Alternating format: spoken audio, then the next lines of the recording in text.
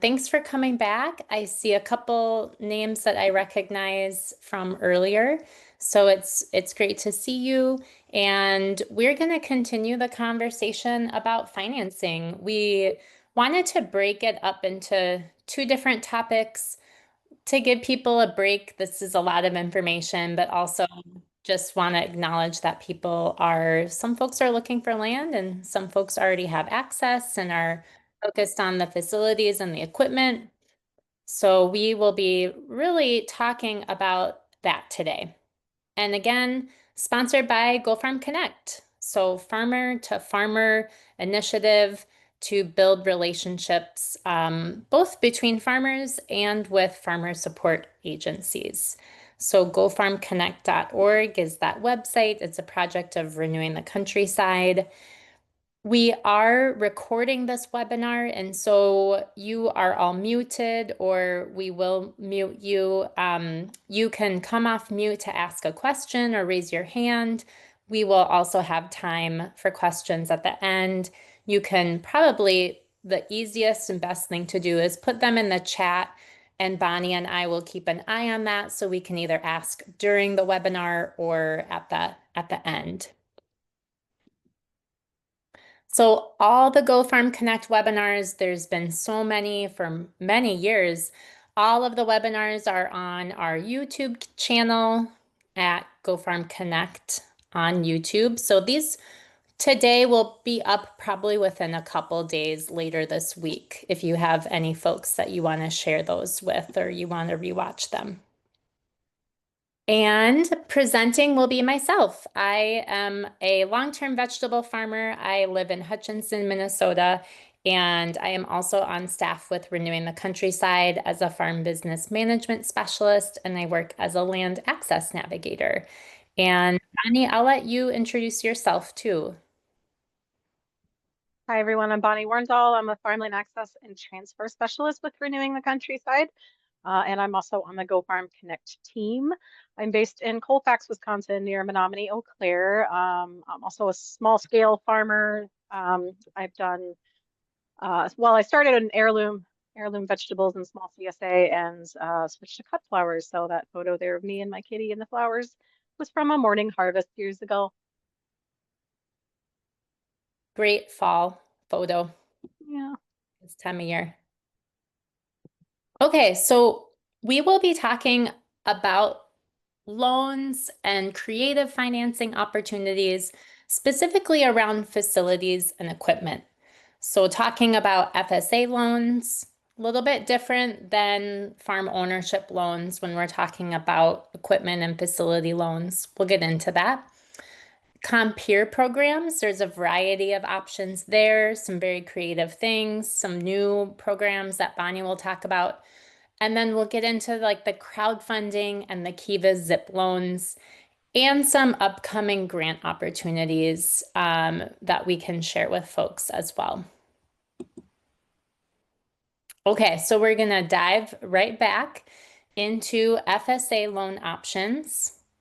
And specifically for facilities and equipment, we talk about operating loans. So the term operating loans can really mean for just startup expenses for your operation.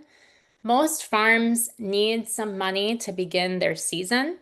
Uh, in my farm, we ran a community supported agriculture operation that gave us some startup money so that we had money to buy seeds and start our greenhouse and buy our soil and pay our labor until we started producing crops. But many farmers don't market that way or have that option. So they are getting an annual operating loan to finance their operating expenses for the year. So there are annual operating loans. So again, these are traditionally for either startup expenses or for your kind of just annual operating expenses for your farm business. Seed, fuel, fertilizer, labor, rent. And then you're paying that back at the end of the season, agreed upon term. And that may continue annually. You have an operating loan and then a repayment. We will also, when we're talking about facilities and equipment, that is a long-term investment. So when we are talking about investing in livestock and investing in a tractor, investing in a farm truck, investing in a upgrade to your like a pack shed or a pole barn, that is a long-term expense that you will be using for multiple years.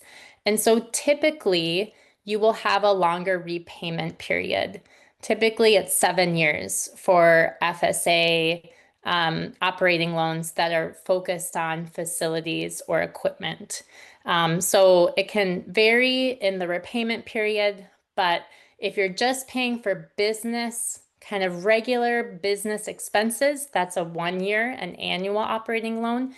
If you are investing in machinery, equipment, and facilities, that's going to be the longer term loan, the 5 to 7 year loan. For FSA, there's a $400,000 cap on what you can take out. There's another program called FSA microloans. The max for that is $50,000. This is something that came about, I think, in the past 10 years or so. When I first started farming, FSA microloans weren't available. So we took out operating loans, a 7 year operating loan for some of the investments that we needed for our farm. But the microloans are such a great option for smaller operations, non-traditional operations, specialty crop growers. So by specialty crop, we mean produce, we mean fruit, flowers, greenhouse plants, value added, small scale livestock, anything kind of out of the traditional. Um, you're a great candidate for an FSA microloan. There is a lot less paperwork required for FSA microloans. So typically for an operating loan, you're going to need like 3 years of previous records and a 3 year cash flow, similar to what the paperwork that you need for a farm loan. For a micro loan, they limit that to 1 year. So you need a 1 year of previous records and then a 1 year cash flow, a much simpler application, like basically a one-page application for the micro loan. So those are a wonderful opportunity, and the interest rate is the same for both microloans and for the operating loans. For September, it is at 4.875% for both of those. So if you have $50,000 or less, I would recommend a microloan. There's something called a direct emergency loan, and just want you all to know about this in case this hopefully would not pertain to you, but things happen in farming. So it's important to just know that this is an option, and it is really for when there is a crisis. So if you are having a hard time meeting the debts on your loan, whether it's an operating loan or whether it's your farm loan, this is a way to kind of refinance that with an FSA to make the repayment better. So if you've had production loss or some other crisis has happened within the farming operation, this is a type of loan that producers can access in that situation. And then FSA has something called a farm storage facility loan. And this is specifically for on-farm storage and handling facilities. So basically, as it pertains to a lot of small-scale farms, that's going to mean refrigerators, coolers, and freezers. It can also include a delivery vehicle with a freezer unit or with a refrigeration unit as part of that delivery vehicle. You do have to meet some eligibility requirements, and that storage facility must always be used for storage of farm product in the future. It's not like you could, start to use it for your own personal use if you're no longer farming or what have you. As long as you have that facility loan, you do need to be using it for farm purposes. Um, but again, you can do a regular loan. You can also do a micro loan, and a very simple application, low down payment, very low application fee. And for the facility loan, there are less records required. I think even less compared to a micro loan. So that's an option to consider. So FSA loans in practice. We have used a wide variety of FSA loans to get started in our farming operation over the years. Specifically, we used a direct farm ownership loan as beginning farmers to buy our farm. So that was a crucial piece of getting access to land for us. So we bought a 40-acre farm in 2008, and then over the years, as we wanted to invest into our farm, especially something that had a higher price tag, that we were building equity in our business and knew we would be using that for many years to come. Those were the purchases that we prioritized, using a 7-year operating loan or micro loan in order to finance those. Because we were already in the FSA system, because we already had a farm ownership loan, it was fairly easy for us. We had to always continue to provide those production and financial records as a requirement of getting the farm ownership loan. So it was relatively easy for us to just fill out the application and they had our records. And if we needed to modify that, we were able to do that. But it was a great way. I'll show you a loan calculator. A great way for us. We didn't often have an additional $15,000 or $20,000 to invest and pay cash for, these investments that we really needed to make for our farm business in the long term. So as I mentioned, a lot of records. If you were at the last farm financing webinar, we went through all of the records needed. And you don't need to have a farm ownership loan with FSA to access their micro loan or their operating loans. So if you're on leased land, but you want to buy a tractor, you can use the FSA micro loan program to apply and get financing to purchase that tractor. And again, the FSA loans are very cost effective. So very little to no closing costs, very low to free application fees. And so you'll jump through some hoops, but in the end, it's going to be a great interest rate and a lot of opportunities here. So I wanted to just give a couple examples when I'm looking at a loan for my farm, or if I'm working with a client who's looking for a loan, we'll typically use a loan calculator to just get an idea of what the term, the interest rate, and then the payments would be, and if that works with their cash flow. So for example, this is the current interest rates for the operating loans right now. I put a 7-year term. So you can see for a $15,000 loan, you have an annual payment of $2,533. You get to choose if you do an annual payment or you can do monthly payments. You'll have that choice and you can designate that with FSA during the process. And that will really kind of depend on your own financial situation and your farm business and what you're selling and when that annual payment would be due. But you can see over 7 years, the total payments that you make will be around $17,734. So that's not bad, all things considered. Spending, $2,500 a year for 4 years is usually a lot more doable for people than forking over $15,000. Or, comparing this with a commercial lender where the rates might be 2% at least above this.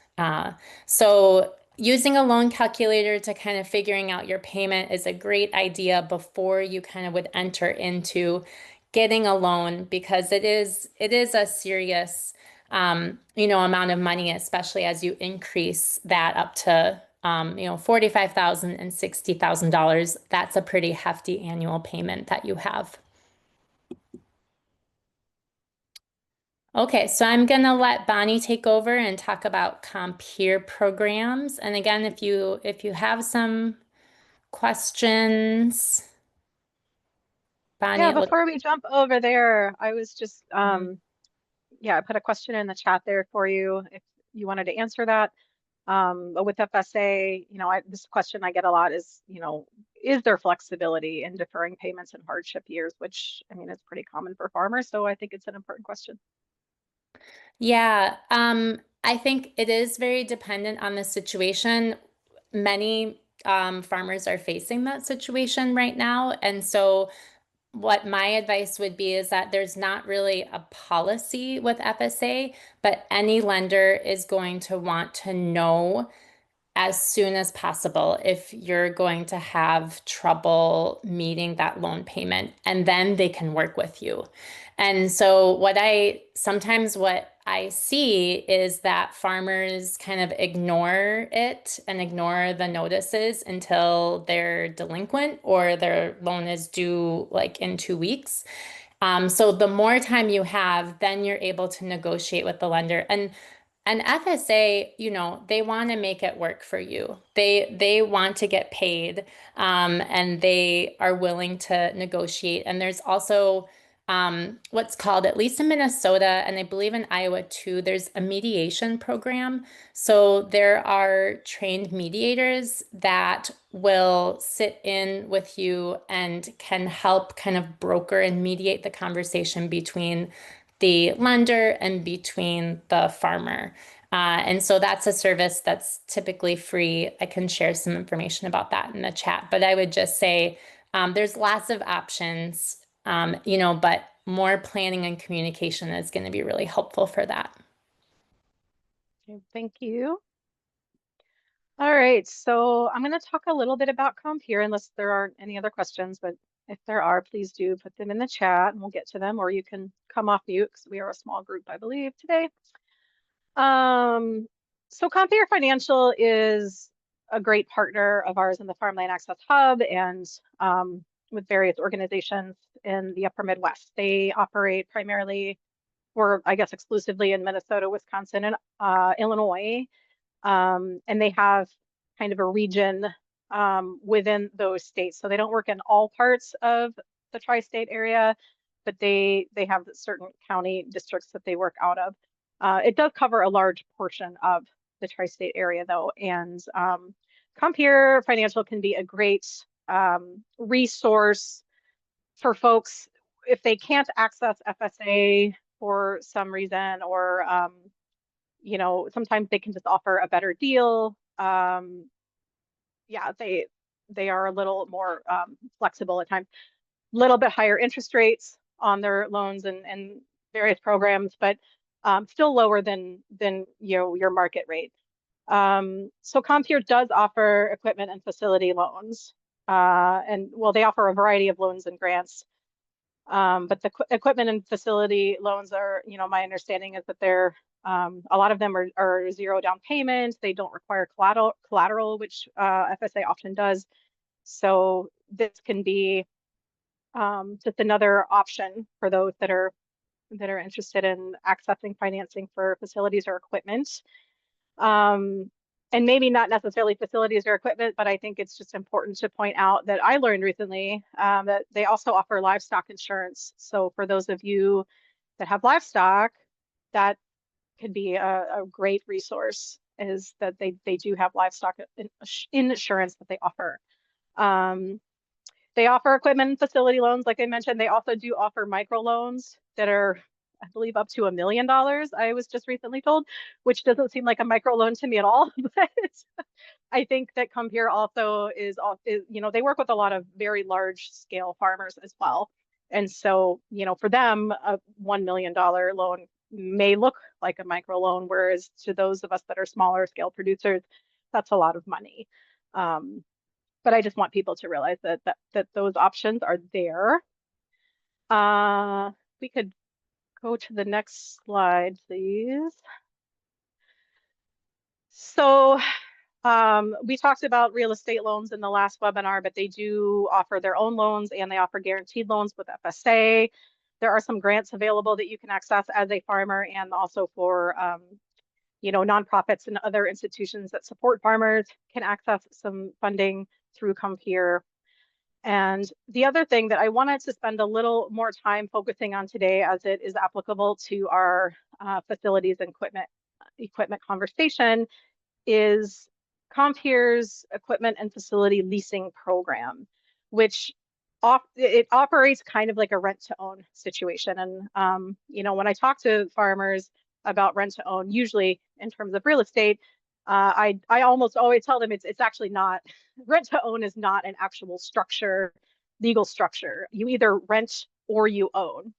And it's really difficult to figure out a legal structure in which you can do both. But this particular structure, it looks and functions similarly to a rent to own program, and it's called the tax lease program. And so there are two options within this. Let's see, let me look at, we have the non-tax lease and the tax deductible lease.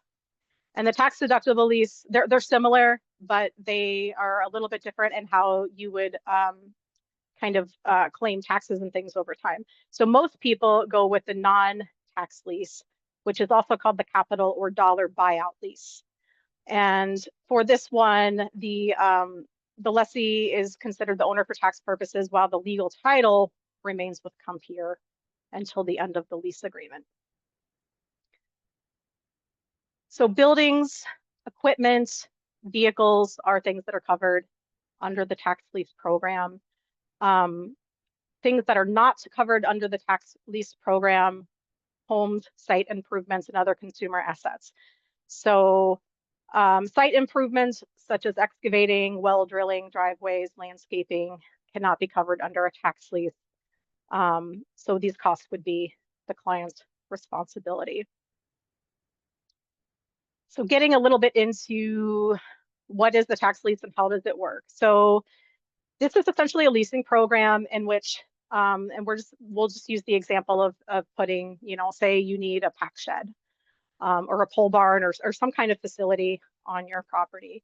Essentially what's happening is that Compeer is going to build this structure for you. When you enter into this lease agreement, you will make payments, rental payments to Compeer over time. But if you complete all of the payments, you become the owner of the building or, equipment or whatever that may be. There's no down payment required for this tax lease program. In terms of like when the building, if it is a building that's being put up, it would be 0 payments required until it is put into service. So you don't have to start making payments until it's fully built or within a couple of weeks of it being fully built. None of the costs and complications of a traditional construction loan apply here because it's a lease agreement. So you don't have, again, you don't have a down payment, you don't have some of these closing costs and things. The land does not typically need to be pledged as collateral. So generally collateral is not included in the tax lease agreement. And the payments can be deductible as rent. So allowing a significant amount of the cost to be expensed more quickly than if it were depreciated at the end of the lease agreement. Some of the other advantages are building equity and the leased asset during the term that it's in lease. Of course, this wouldn't be realized until the buyout, but you are building equity while you're paying into this lease agreement. The leases are convertible to a loan at any point, as long as it can be paid off and refinanced and meets the loan standards for collateral requirements. If the interest rates go down, you can convert to a lower interest rate as long as you have been within the lease agreement for at least a year. And this is one area in which Compeer can write a lease outside of its territory. So if you're not in one of the counties in Minnesota, Iowa, and Wisconsin that Compeer services, you can still utilize this leasing program. And I've been told that that is pretty much nationwide as long as it gets approved. Some of the disadvantages of a tax lease, you know, it's a shorter term. So if you were to get a real estate loan, for example, you might have a longer term to pay it off. So it's kind of going to be dependent on, you know, being able to make those payments in the time frame of the lease agreement. It can be paid off in its entirety if you at some point, you know, have some extra funds and want to just pay off the lease agreement, you can do that, but you cannot make incremental payments toward it. Unlike with an FSA loan, for example, and you can put more toward that without penalty. You cannot do that with a tax lease program with Compeer. And leases are not eligible for patronage dividends, which is, I don't know, I don't feel like that's a huge drawback personally, considering all of the other benefits that are associated with it. I have an example scenario that I just want to kind of talk through here just to give an example of how this could work. So a tax lease ultimately is a way of financing a capital purchase as an alternative to a traditional loan. So under a tax lease, Compeer pays for the asset and they own it during the lease term. Each lease payment is considered an operating during the lease term, and lease payments are tax deductible, as you know, as I mentioned. So you can deduct these rental payments on your income tax returns. And then the client makes the lease payments, or part of it is allocated to the net investment, and the rest is allocated to interest. So at the end of the lease term, the client pays a remaining buyout balance, which is typically 15 to 20% of the original cost. And then you can take ownership of the asset. So once you've paid down to within 15 or 20% of the value of the building, the equipment, whatever it is that you're financing, then you have the option to take ownership of it if you can make that payment. So for example, say you're a client and you're constructing a building at a cost of $200,000. The client and Compeer sign a preliminary agreement and construction begins. Compeer pays all of the bills during the construction. The interim rent or construction interest accrues on any amounts paid out, but no payments are due again until the building is put into service. Once the building is completed, the final lease documents are signed, and then the first lease payment plus accrued interim rate is paid by the client. So a typical lease would spread 85% of the lease eligible costs of construction over 12 years and allocate the remaining 15% of the cost to the residual that is paid out at the end of the lease term. Does that make sense to people? I know it's a little confusing, and it's a completely different model, but it's kind of one of the ways that Compeer has gotten around the rent to own and providing a means of financing equipment and infrastructure, which can be so expensive and is not always an option for people to finance, even through FSA, even with low interest rate loans. In this particular case, you don't have to finance that upfront cost, but you can still take ownership of the building or the equipment at the end of the lease agreement. So it's really, really beneficial for farmers. And it was really designed as sort of a safety measure to help farmers get ahead. Bonnie, that's really cool to hear about. And there was a question just about the terms. So the example you mentioned was like 12 years or 15 years. Yeah. Does that kind of vary on what the situation is? I'm definitely not an expert on these lease agreements, but they are, I think they're like kind of between like 10 and 15 years typically. So they're shorter than most loan terms. Oh my gosh, I can't speak today. But yeah, I think that 10 or 12 years is more common with these kind of lease agreements.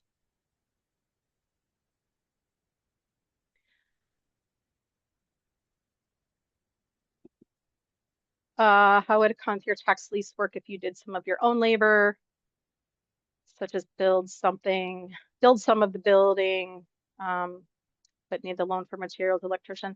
I'm not actually sure about that. I think that would be a really good conversation to have with Compeer. They're usually pretty flexible and accommodating. So, if you're somebody who can do the work, I feel like they would be open to negotiating something along those lines. I think that's, if this is something you were seriously considering, I would reach out to someone at Compeer, um, close to where your farm is located and just have that conversation with them. They're great customer support too. Like they have great customer service. So really easy folks to talk to and pretty excited about the work they're doing. Any other questions on the tax lease program? All right, if you do, please do just put them in the chat and we'll come back to it. So I'm going to talk just a little bit about Kiva Zip loans and other forms of crowdfunding, which is an area that is a little bit difficult to tackle because it is something that is definitely falls more heavily on the farmer or the entrepreneur to kind of take on and manage, and the success really kind of depends on that.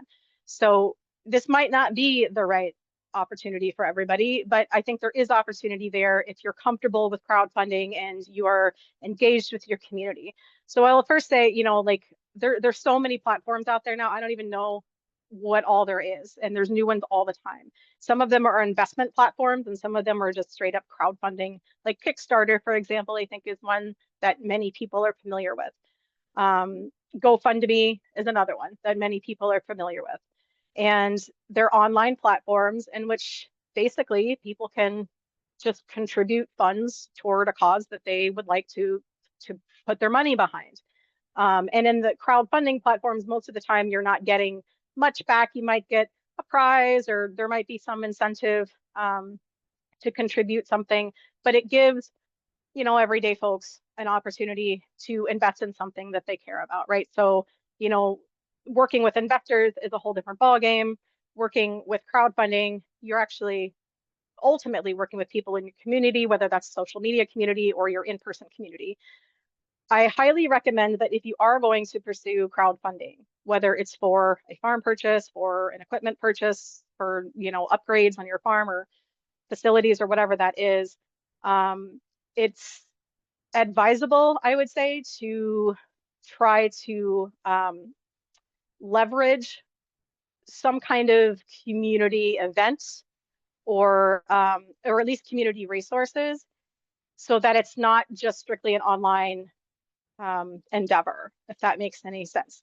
And so as an example, I was able to raise some funds in my community and using GoFundMe to raise the remainder of the down payment that I needed to purchase my farm. And so the way that we structured this was using GoFundMe as an online platform that was shared widely through social media, but also I had the benefit of having a community effort behind me and folks that, wanted to help farmers and wanted to basically put on a fundraising event. I'm located in Colfax, Wisconsin. I'm near Menominee, Eau Claire, and so we did an in-person event in Menominee that was held at a place that's kind of a coffee shop, and they have local beers there and food, and so we had live music and we had a ticketed event. So ticket sales kind of went toward the fundraiser, and a whole bunch of folks donated items to a silent auction, which also helped raise money for the event. And so through the GoFundMe, we advertised the in-person event and vice versa. So we were kind of using those cross channels along with social media and other folks in the community to make it a more successful campaign.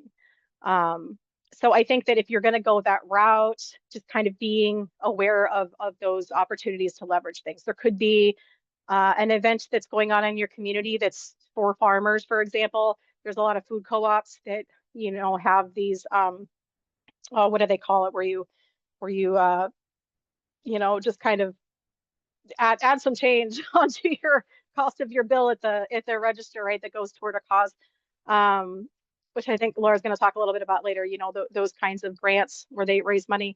So that, you know, you could latch on to something like that and ask that particular business or institution to kind of help with advertising of the crowdfunding event. And then we're going to go a little bit into Kiva Zip loans, which in just a second, I'm going to have Laura play a video just because I think they're going to explain it much better, what they do and just kind of give you some examples. But Kiva Zip loans are pretty cool. They're more of a small scale loan. They used to be only up to 5,000. My understanding now is that Kiva Zip loans can be up to $15,000. Although I do think that you have to kind of have a relationship with them, meaning that you've accessed funding through them previously to get that maximum amount. So you might start at 5 or 10, and then if you succeed, you might be eligible to raise 15. So these are zero interest loans. Yeah, I think first time borrowers would expect something more like 5 to 10,000 at a maximum, and then up to 15. And the Kiva loan duration is up to 36 months. So these were really designed as a way to support like smaller business owners. It's a global organization, so they do support projects all over the world. There's lots of farmers that submit for these projects.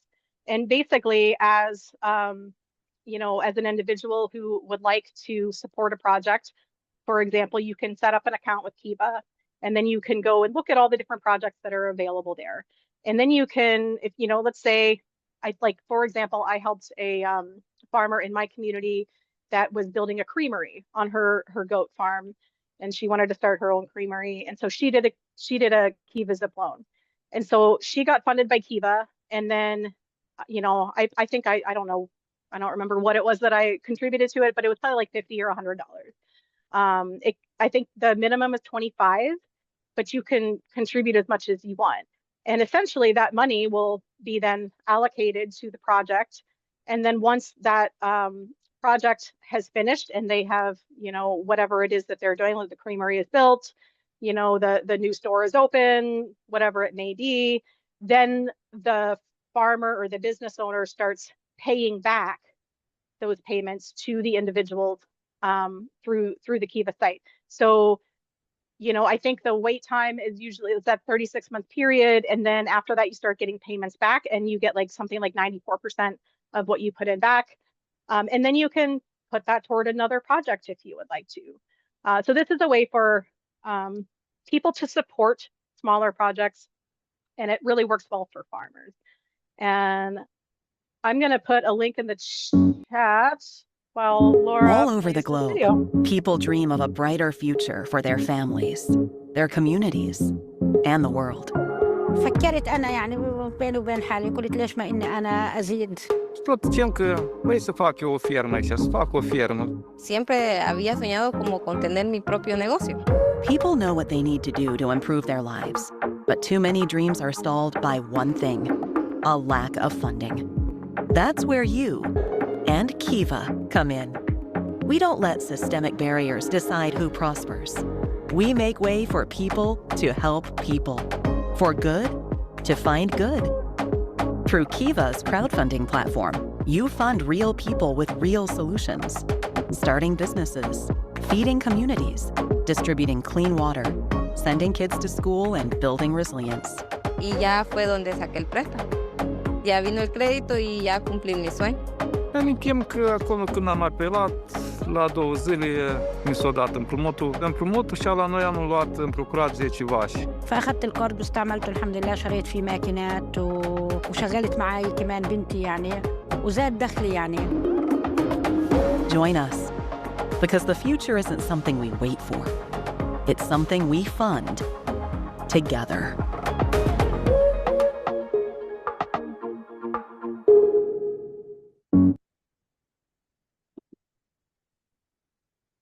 Okay, thank you, Laura. So yeah, if anybody has questions about any of that stuff and are even following this webinar, you can feel free to reach out to us. And then Great. next, what are we going on to here? Grant opportunities?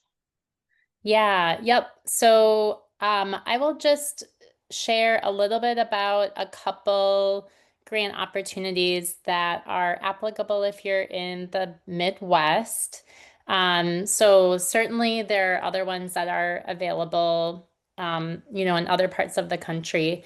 But if you are in Minnesota, Wisconsin, Iowa, I think even into the Dakotas, the Lake Winds Food Co-op has an organic field fund, and that is something that they have been doing for well over 10 years. And organic sustainable farms can apply for a grant up to $7,000 or $8,000.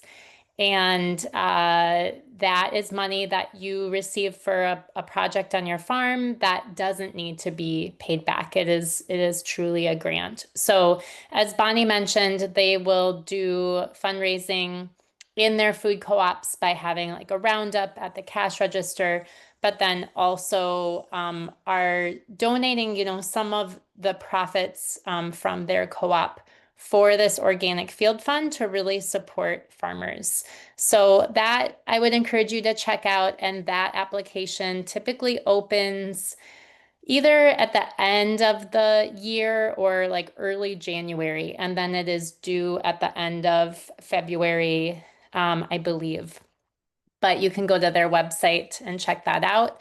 The other one, specifically if you are selling at a farmer's market, if you are a producer selling at a farmer's market, Mill City Farmers Market has a next stage grant program, and that is open to any farmer's market vendor. You don't have to sell at the Mill City Farmers Market in Minneapolis, but it is targeted towards folks who want to invest in their business to get to the next stage, whatever that means to you. Maybe that is an investment in a barrel washer for your farm so that you're able to grow more root vegetables. Maybe that is in a label maker so that you're able to produce more value added goods. It can really be a wide array. It can include, fencing or irrigation, pack shed projects, hoop house projects, innovative farming techniques, that kind of thing. So again, similar to Lake Winds, that is a grant that I believe goes up to $7,000, and you can apply for that in the winter, and then I believe it's due by the end of February, early March. Definitely reach out if you need any help with your application. We can provide some technical assistance around that. Myself and Eric and Nura have worked with farmers on that. In Minnesota, Minnesota Department of Agriculture has an urban farm conservation mini grant that should be opening up this fall. So that, has some specific things. I think it's up to $5,000. You need to be in certain areas to be considered an urban farm.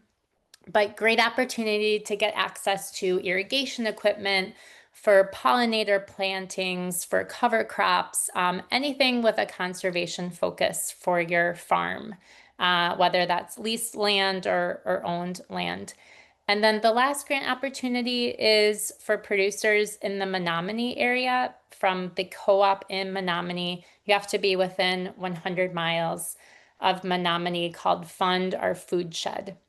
So we'll send out these slides afterwards, and there's a link to these. We'll link to these programs so you can check it out. Bonnie, do you have anything to add about that last grant? You're in your area. Yeah, no, they're I know they recently upped their funding maximum. It used to be like $1,000, and I think now it's like 5,000. I put a link in the chat to all 4 of those grant opportunities so Oh, you great. can read Thank a you little so more about much. them. Okay, great. There are other grants as well. They just haven't been confirmed yet. So depending on, if you're in Minnesota, MDA has quite a few grants. So just keep your eyes peeled for that. The other thing that I wanted to mention and again, this is Minnesota specific, but if you are growing specialty crops and you have an issue with deer, there is a wildlife damage management program through the DNR, and you can receive up to $5,000 in materials if you are a specialty crop grower. And that can be for temporary or permanent fencing. We just did a webinar a week or so ago on this program in Minnesota with the DNR, so you can watch that on the Go Farm Connect page and learn more about that and what that process looks like. But just want people to be aware of that, as it can be really helpful when you're getting started. Okay, so we have a little bit of time for questions. If folks have additional questions that they didn't ask in the chat, feel free, have a conversation about that. And we'll definitely share these resources out by email as well.